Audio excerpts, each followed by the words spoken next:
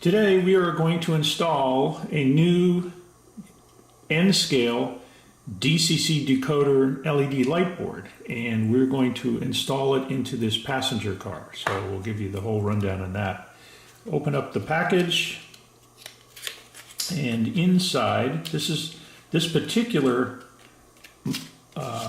edition comes with the LED lights necessary to install rear lights into the back of the train. So as a convenience, we provided those. They're already very small for two LEDs, two red ones that are wired up with some lights, with some wire, and we'll show you how that goes. So that's the board, and that's the train. So there's no particular orientation which way this needs to go. We like the KATO cars, both N gauge and HO scale, because they all have electrical wheel pickups and a light bar or a piece of copper that goes the length of the train, which we will use to power our board.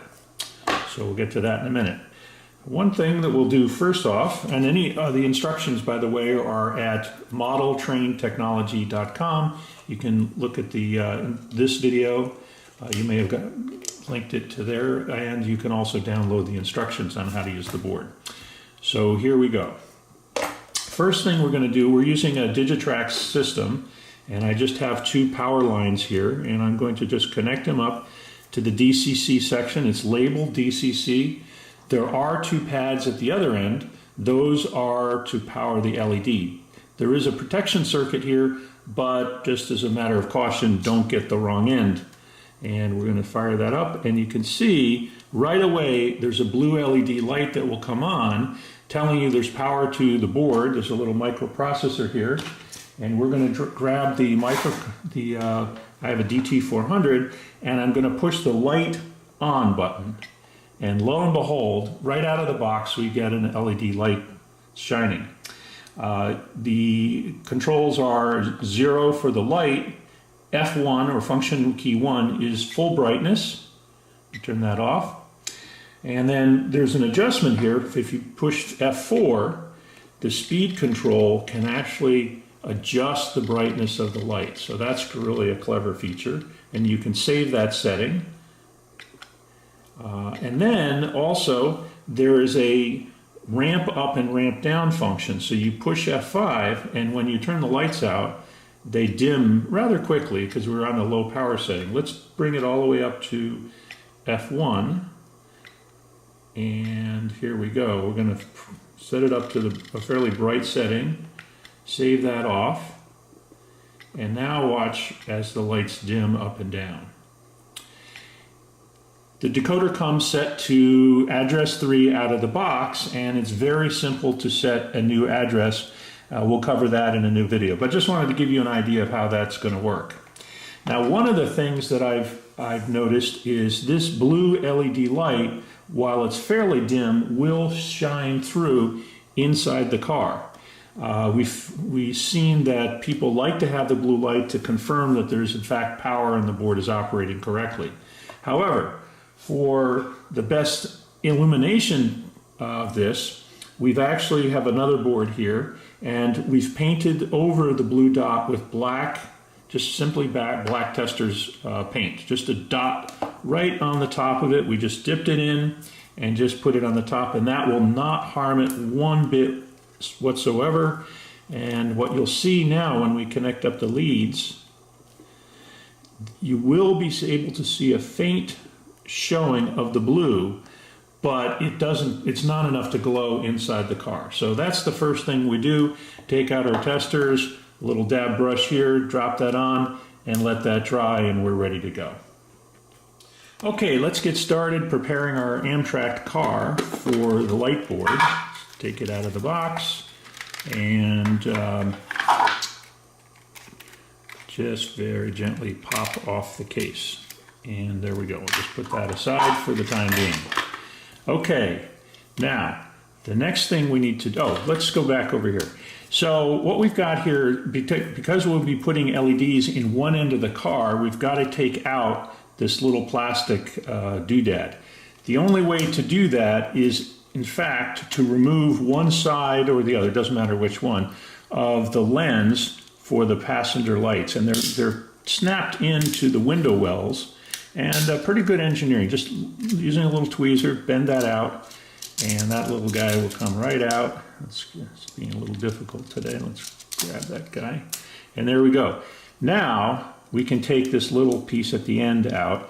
And in fact, we need to do that because there are two little tabs here that are kind of pseudo red lights. I think that's what the intention was. So we'll just put that piece aside. We don't need that anymore. And there we go. All right, the next thing is to separate out the two LEDs. And this is a little tricky because these things are very small and the wires are a little bit thin, but we'll take two of these, and I do this a little bit differently for the end scale. The hole is small enough and the light is small enough that you don't need to put the light in from the back. HO, you can go either way with that, but what we'll do is just run the wires right through the hole. And there we go. Okay, and just pull that through. Grab your tweezer and pull that gently so that there's a little bit of, it's hanging out a little bit, and I'll show you why in just a second. All right, so that's the first one, and we'll get the second one in here a second. All right, we've got the two LEDs through the hole in the back of the car. We've got the wires hanging out. We'll get to those in a second. Now we've got to fasten those. A couple of different ideas. You could just use super glue, but what I found is this gallery glass is very good, and the reason is because when it dries, it's crystal clear, and it's a little bit rubbery. So I'm just going to put a little. So if you really need to take this out, there is a way to do it. If you use super glue, that's it, one and done. So what I'm going to do here is push these through so there's a little bit exposed, and I'm going to take my toothpick and just dab some of this on in around, all the way around the LED. Again, not hurting the LED. It looks white right now, it looks like Elmer's glue. And what we'll do now, very gently, is just pull those guys down so they sit right at the end of the car. And I'm going to just put that down there. Leave it like that for about 15 minutes, and we'll come back and we'll work on the rest of the installation. Okay, we came back a little bit longer, 20 minutes, and you can see that there's a little bubble, clear bubble dot on there, and those will be our rear end lights, and pretty cool. All right, so the next thing we need to do is replace this lens, and these things are the upside, and just there's a little clip. And I have found that these things can be a little bit tricky, but there you go. Align it with the windows and it should snap. There, you can hear it snapping in there. Okay, there we go, got them all. And like I said, you don't need the one at the end. If you can't, if you want to, I mean, by all means, if you want to carve up this thing and put in the end clear glass, you could do that. I'm not going to do that for this demo, but certainly that would be possible. All right. Next thing to do is to solder up these wires to the end. This is labeled plus and minus, so get them right. Plus is red, minus is black. And so the best way to do this gets a little bit tricky. I have a tool, a little pincher here, and what we want to do is first solder coat the tab. So we'll get that going, and then we'll come back, we'll pinch the two black wires and the two red wires together, and we'll just do a touch and solder that in, and then we'll test it up. All right, so let's solder in a little bit of that pad and use just a regular bend soldering. It's not a big deal, and we're just gonna get a little bit of solder on that guy, and away, oh, my solder iron. Okay, so what happened is I went to solder this, and my soldering iron had gone to sleep because we went off to wait for the clear to dry at the end of the train.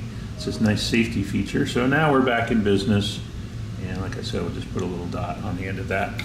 All right, and then this is okay. I'm going to show you the best way to get the wire set up here. Put it down and just scrape it back a little bit.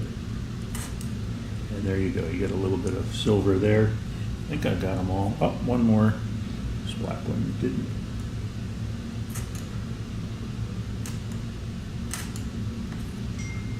Doesn't have to be perfect. There we go. Okay. And now we're going to tin each of the ends of these by themselves. That will help the whole soldering process on just a little bit of tin on there to get these guys up here.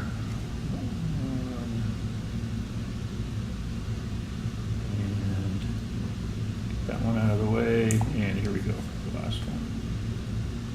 Okay, so we're done with that. And now we're going to take these two, the black ones, as I said, squeeze them together. You can try to twist the wire, it doesn't really stay. So what I found is just get where the metal, the exposed part is even. And it takes a little bit of work. Here we go.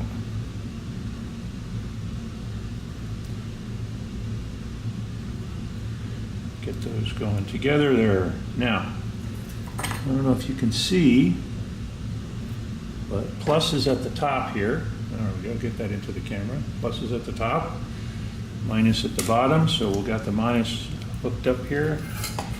And we'll solder that little guy there.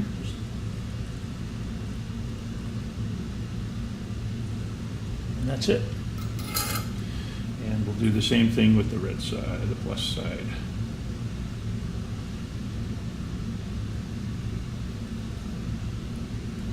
Get those lined up,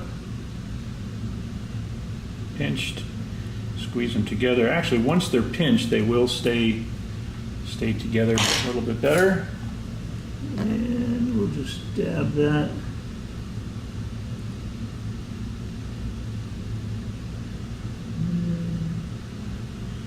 It's not cooperating.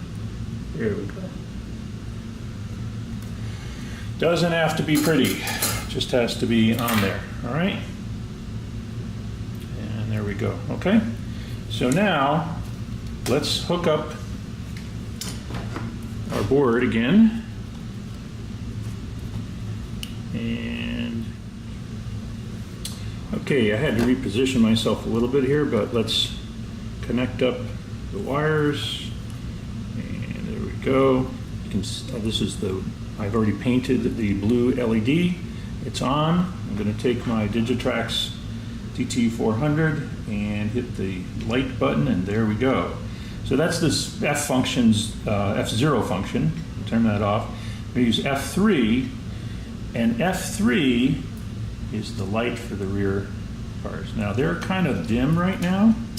So this board has a way to control the brightness. And so what we're going to do is we can turn up the brightness all the way. And there we go. And so that's all working. We'll turn it off, turn it back on, okay? And the light board. All right, so we're all wired up, and now we just have to reassemble this.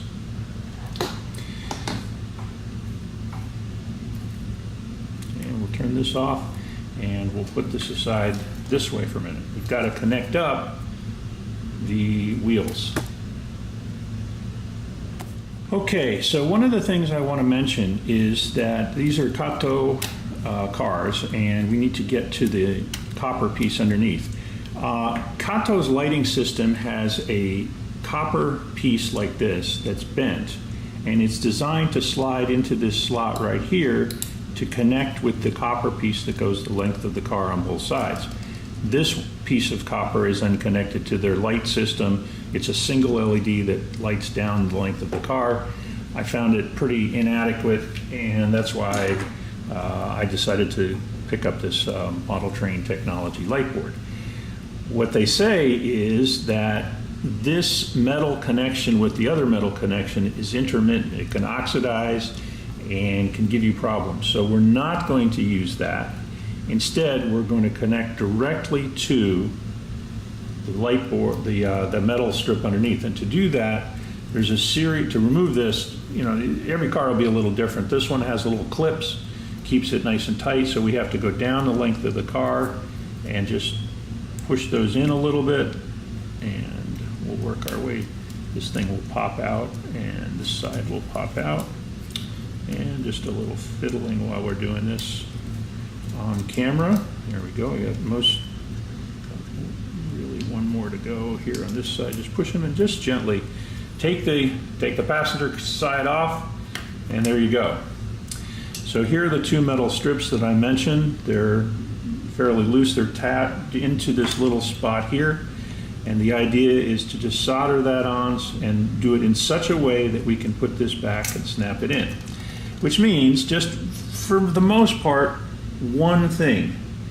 Just put a little dab of solder on the end of it and just back slightly from the edge.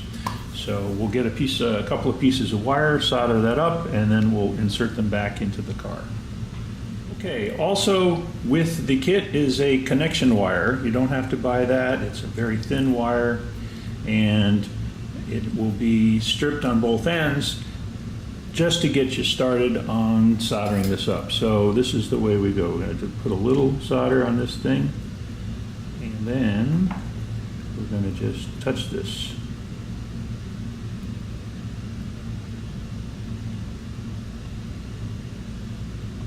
And there we go. And I'm doing it, you notice I'm doing this on a piece of white paper. Part of that is to make this easier to see. It also shows you that I did not burn the paper when I solder this, which is to indicate that you really want to just hold it there just enough to get the copper and the solder flowing. So we've got one pad. Now we're going to do this way, just to make this easier for us here. And we're going to just do another piece of dab of copper. And you can see it's already.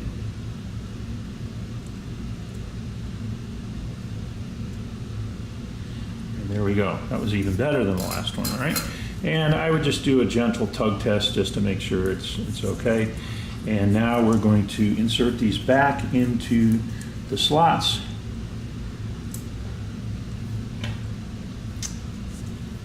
Let's do this side first. The solder piece has to be facing up. Push it into, and this is probably the trickiest part of the whole project, is getting this little bugger back in. There we go. And it's just held with a little bit of friction, just gently like that. And we'll get this one in here on this side. There we go. And on this side as well.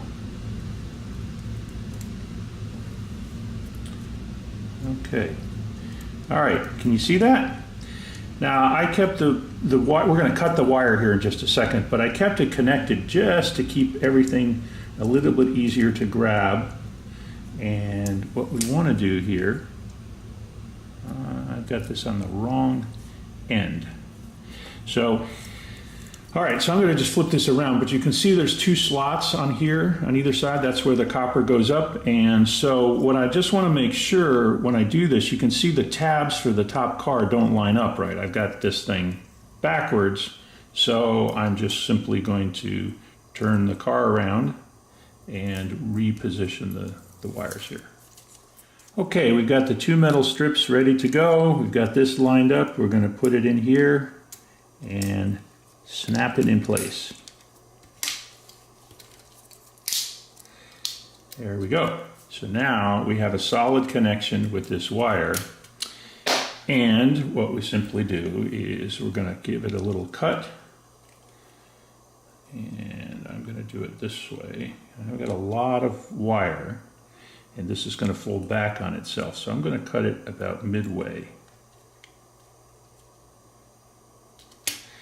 And there we go. You get little bit of extra. If you do it that way, you've got an extra strip. If you cut them individually, then you get two smaller strips. So that's why I kept it a loop. Maybe we need that later, maybe we don't, but that's a better way to do it. All right, so now we're back to essentially the same thing we did before. We'll strip off a little bit of end, twist it around, just grab a little piece on the end of that. That's pretty good. Okay, in this case, I'm going to also tin them up ahead of time.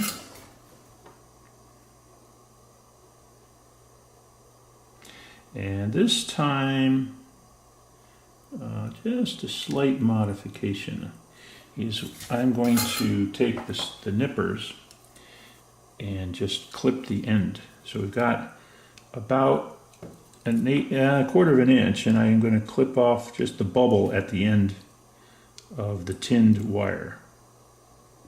Okay? And now, so the orientation here is this board is going to flip upside down on top of, like that. Therefore, whoops, cleaning up the space. So what I want to do is, while the train is right side up and the board is right side up, is connect and solder in these two pieces here. All right, so we're going to solder this in. I'm going to grab this a little bit down from the end and just grab my soldering iron and this just solder that little guy right there.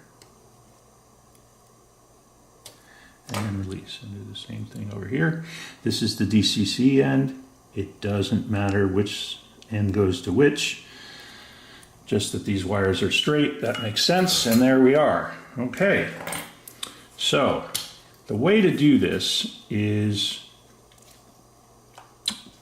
it's all kind of hanging together there, but what I do is I'll spin the car around like this, I don't know, 5 or 6 times, and that will just twist the wires and just make it a little bit easier. And I'm going to fold the wires off over on top of themselves. It's sort of what I'll do is use this little guy here to just get it all into the car. If you want, you can make them really short and clean and everything, but just for this video to show you how it works, we're just going to drop in the light board. And now we're going to just fold over, and I'm just going to show you that just sitting there right now. And I'm going to just drop in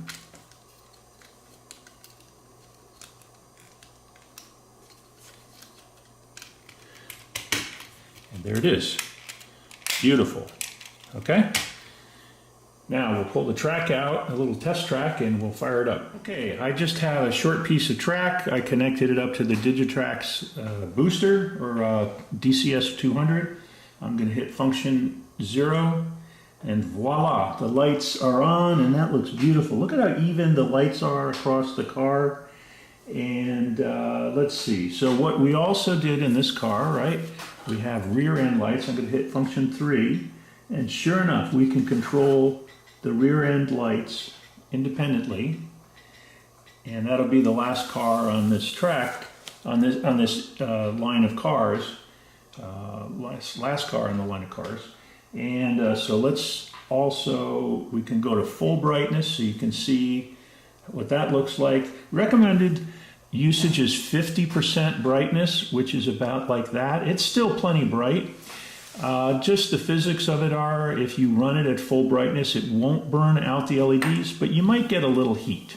It's just the way it is. So at 50% brightness, you really don't have to worry about the heat problem. And I'm going to put it into the ramp up and ramp down mode, so you'll see it, instead of turning on and off instantly, it'll go slowly up and down. See? And that's really a visual effect, up to you. There is a CV that you can change. You can program this car and you can change it to go faster or slower, the ramp up and ramp down if you'd like. And that's how we install a decoder from Model Train Technology LED light board into an N-scale model railroad passenger car.